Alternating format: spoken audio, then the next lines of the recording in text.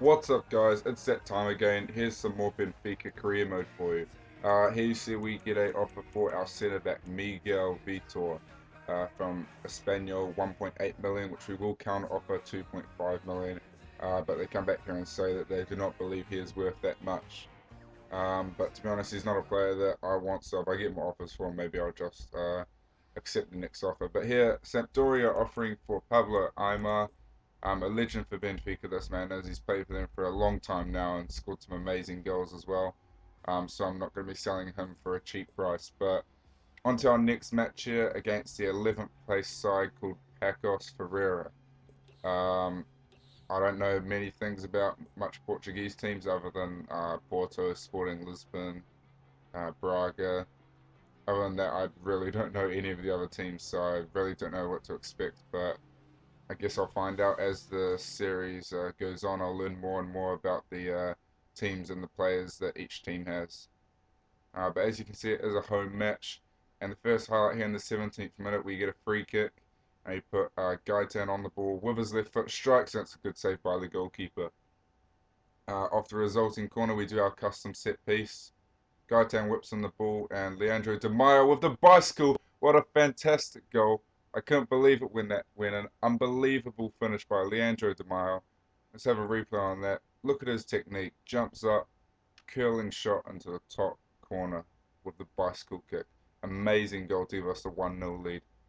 But here my opponents, Vitor Silva on the ball, crosses it in. And it's a good save by Mika in the follow-up, and it's another great save. So Mika's been on form lately and hopefully continue his good form throughout the season. But here in the 82nd minute, we get another corner, and it's another bicycle kick, but it's saved by the keeper, Casio. And here in the 90th minute, we're on a counter-attack off one of their corners. Ola John down the left wing crosses the ball into Rodrigo, who shoots, but it's just wide, so we couldn't capitalise on our 1-0 lead there. And to make matters even worse, with seconds left to go, my opponents equalised with Jose. I was so frustrated when that goal went in. I mean, I played so well, and then to concede a goal like that, it's hard to take, but we'll move on and hopefully improve in the next game. But yeah, that is how ended the 1-1 draw. Amazing goal by Leandro Di Maio. Fantastic bicycle kick. That's arguably the best goal I've scored offline ever, to be honest. And as you can see there, our goalkeeper Mika picked up man of the match with an 8.5 rating. Here, a reply from Sampdoria, and they've decided to match our asking price of 6.5 million for Aimar. So yeah. Transfer offer here for our right back Ferreira. Atalanta offering 4.1 million, and we will counter offer 5.1 million. But as you see here, transfer talks have broken down between Pablo Aimar and Sampdoria. Now I don't know why this is happening. Like pretty much every transfer that is like other teams trying to buy my players, that I accept the offer and then they can't agree on personal terms. I don't know what to see here. Once again, transfer talks have broken down. Maybe it's because these players are loyal to Benfica or something like that. I don't know. They just don't want to leave the club, I guess. But if any of you guys know why these transfer talks are breaking down, then leave it in the comments below because I'm really not sure. But here, in a match against C Funchal, who are currently first place, they've played 2-1-2, as you can see there. They've won 1-0 and 2-1. And they seem to have quite a pacey team. I looked at their plays before the game just to see how they're top of the table, basically. And they're very quick winners, both over 90 acceleration and sprint speed. And their striker, the Korean Suk, seems quite good. But Gaitan, who was the first effort, finesse shot just rolling past the bottom corner. Quite unlucky there after a good piece of build-up play.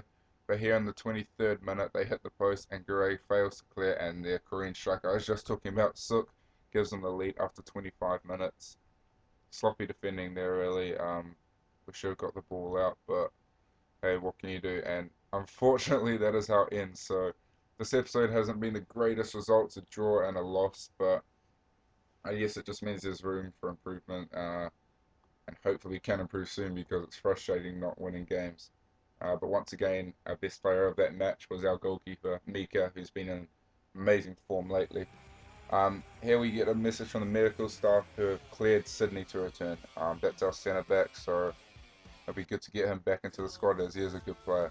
But now it's transfer deadline day, and I've added a few players to my shortlist who I will offer every single one of these players a full season loan deal. As you can see that I've changed all my transfer budget to wages, so hopefully I can pick up a couple of these guys just to strengthen my squad for the rest of the season. As the season progresses, players get injured, players get suspended, so you have to have a lot of depth in every position. So these are all players who have fairly good overall, but are also quite young, so therefore they could be looking for a loan opportunity at another club if they can't break into the first team that they're currently playing for.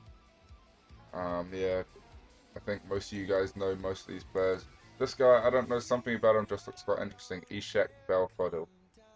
He's 20 years old, he's 6'4" Algerian, so I do like having that big man up front with quick wingers, so he could be our option up front when Leandro Mayo is, injured or fatigued. And here Munain, who I've been watching at the under 21 Euros for Spain, and he's an absolutely amazing player, just a perfect playmaker. I mean, he's skillful, he can pass, he can finish. He's definitely an exciting prospect.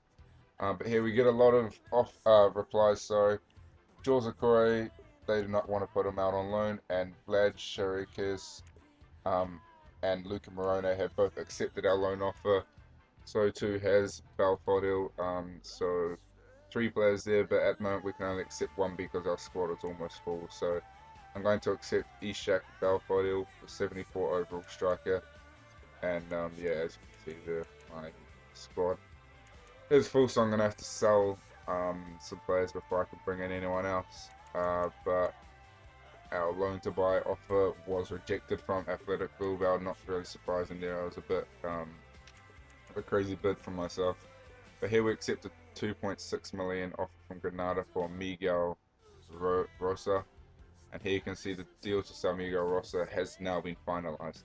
So that means we can bring another player into the squad, and I have to choose between Vlad Chiriquez, something like that, and Morone. And I decided to bring in Vlad Chiriquez as, to be honest, he looks like a very good centre back. I mean, he's pacey, he's strong, and he's got good long shots as well. And he seems to be quite a skillful player, to be honest.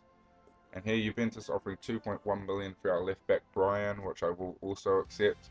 And here you can see the deal to sell Brian has been finalised. So it's 2 transfers, 2 sales for us. So in the transfer deadline day. But the transfer deadline day has ended. Total amount spent was 67.705 million. And going into our squad here, you can take a closer look at the 2 players we picked up. Vlad Chiriquez, very good physical attributes. Not the best skill attributes, but he does have 82 shot power, and his short passing, slide tackling, and standing tackle are all fairly good. He's 6 foot and can play either centre back or left back, and he has 3-star weak foot and 3-star skill moves, and he has also got the long shot taker trait. So it looks like an exciting centre back. And here's the striker Ishak Balfodil. He has 83 strength, 80 attacking position. None of his skill attributes are that great, but like I said before, he's 6'4", and that's what I like, having a big striker with pacey wingers either side of him. But that's the end of the episode, guys. Be sure to like the video and subscribe to my channel if you haven't already. Have a nice day. Peace.